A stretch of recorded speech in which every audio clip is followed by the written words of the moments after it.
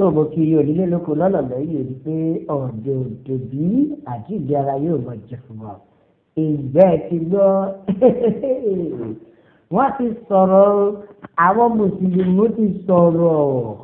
wọ́n ní aláìmoore lẹ́yìn kìrìsìtẹ́nì ẹ̀gbọ́ wọ́n ní pẹ̀lú bó ṣe forí ṣe tọ́fọ̀rùn ṣe fún yín tó síbẹ̀ ẹ̀ ò borí. ta ló sọ èyí?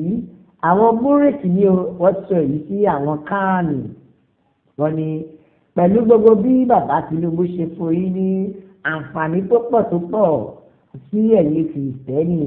kí lẹ ṣe fún kìnìún padà sí ọbẹ̀ bọ́ lẹ́yìn tẹ́ ẹ gún látẹ̀yìn tẹ́ ẹ wá ń dọ́gbọ́n parọ́ pé ó ń pa ẹ̀yin kìrìsìtẹ́nì. ẹ gbọ́rọ̀ burúkú lẹ́nu ẹyẹ ṣé ẹ gbọ́rọ̀ lẹ́nu ẹyẹ aláwọ̀ wèrè mùsùlùmí kò sára tó lè dá ẹja àgbẹ̀ yín débẹ̀ rẹ̀. The Muslim Rights Concern, which is MORACE, has accused the Christian Association of Nigeria, ìyẹ̀gbẹ́ CAN, of stabbing Baba Tinubu in the back. bí wọ́n fi ọkọ̀ gún bàbá látẹ̀yìn ni o. wọ́n ní pẹ̀lú nǹkan tí wọ́n sọ wípé ìjọba Nàìjíríà fàyílẹ̀ tí wọ́n máa pa àwọn kìrìsìtẹ́nì lórílẹ̀‐èdè Nàìjíríà. ẹ wá gbọ́ nǹkan tí ọ̀ọ̀dẹ̀ amukú mẹ́kọ̀ọ́ olórí àwọn múrìkì tó sọ oníwẹ̀ẹ́ pẹ̀lú gbogbo ìwà rere àti dáadáa tí bàbá ti ṣe sí àbí ká sọ pé tí ìjọba àpapọ̀ tó ti ṣe sí ẹgbẹ́ kìrìsìtẹ́nì wọ́n ní kí lẹ ti san wọ́n ní bí lẹ ti san fún o kárí wisdom no go kill you idiot your mumu no too much. bẹ́ẹ̀ ẹ jẹ́ ká kà á yékéyéké. Professor Isaac Akitola ni o aláṣẹ àtolùdarí ẹgbẹ́ MORACE ni o. ó ti yànnàná ó ní ṣe rí bàbá Tinubu ó ti ṣe àwọn oore má lè gbàgbé sí àwọn kìrìsìtẹ́nì. wọ́n ló ti ṣe àwọn oore má lè gbàgbé sí àwọn kìrìsìtẹ́nì pàápàá jùlọ 62% wọ́n ní 62% federal appointment ni ó lọ sí ọ̀dọ̀ kìrìsìtẹ́nì ìgbà tó jẹ́ pé iṣẹ́ làwọn kìrìsìtẹ́nì wá ṣe appointment lọ ní kọ́ máa kọ fún in the place. wọ́n ní 62% ni ìjọba àpapọ̀ tó ti appoint fún àwọn kìrìsìtẹ́nì ìyẹn federal appointment tó ti gbé fún àwọn kìrìsìtẹ́nì. ó tún wá tẹ̀síwájú oníṣẹ́ fẹ́ gbọ́ mo kí mo yí dáadáa sádókì òní òun kí first lady Nàìjíríà ìyẹn sẹ́nitọ́ Olúrẹ̀mí Tinubu fún àtìlẹ́yìn àwọn múrùkì ló sọ kátikàtì yìí o torí wọ́n lòun kí fún àtìlẹ́yìn tí ó ń ti àwọn ẹgbẹ́ kìrìsìtẹ́nì lẹ́yìn ní gbogbo inú agbègbè ìyẹn community. ó wá ní òun rí ìwà rere ẹ̀ àti dáadáa ẹ̀ wípé òun rí pé ó tún fẹ́ dáa ju Father Christmas lọ. ó ní ó ń ṣe dáadáa ó gbó láyọ̀n ó gbó káàdì fún àwọn kìrìsìtẹ́nì. ṣe é ti gbọ́ àníwèrè yìí fẹ́ ẹ̀yin mùsùlùmí ìwà wòye kún ọwọ́ yín. èwo nínú yín ló po igbó mọ́ oúnjẹ fún Professor Isaac Akitola tẹ́ wá jẹ́ kó mọ̀ sọ kọ́tọ̀kọ́tọ̀ lẹ́yìn mọ̀jẹ̀ sọ fún yín kẹrọ la máa mú mi àgbé ògógóró bẹ́ẹ̀nu ẹ̀ ara iṣẹ́ tó ń ṣe lélẹ̀.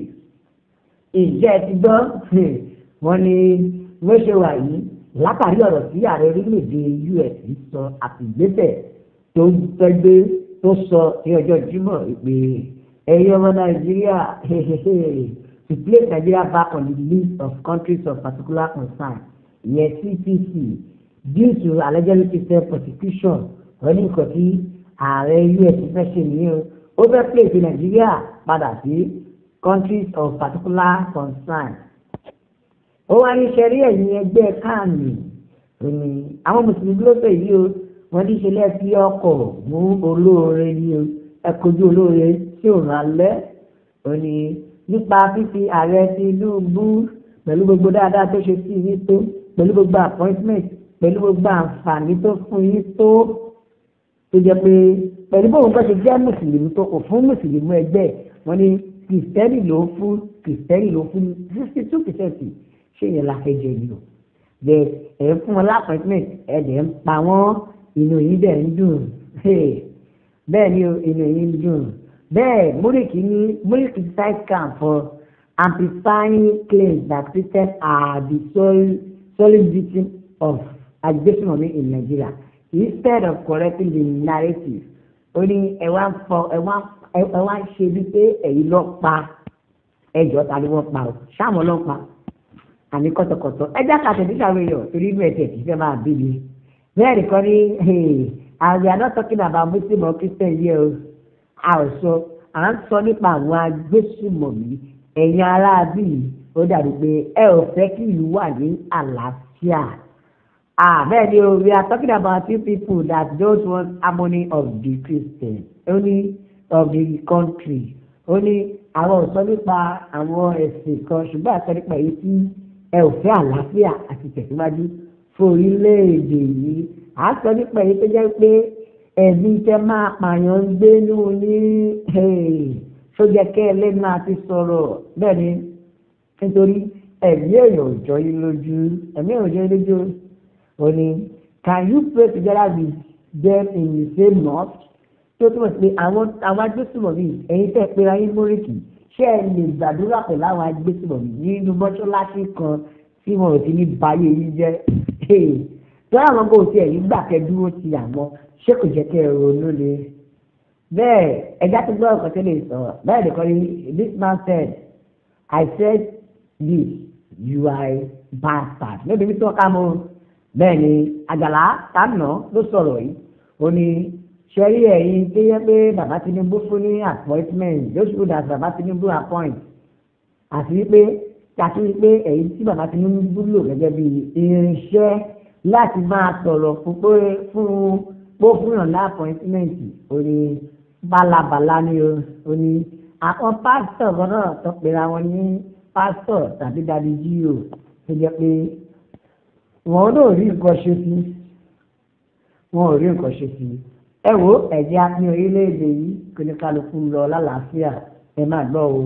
o ní when you people divide country because of fasting like they don't do fasting in Saudi Arabia ó ní ẹ máa wá fi àwẹ̀ ẹ máa fi pín ìlú pípó tí o àwọn kan ló mọ́ àwọn kan ló mọ́